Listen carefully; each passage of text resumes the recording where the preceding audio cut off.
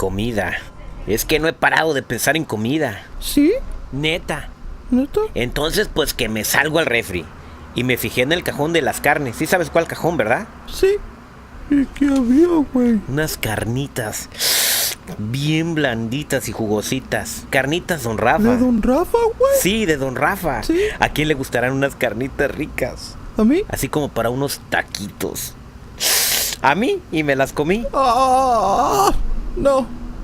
No manches, güey. Sí, y todavía me quedé con hambre.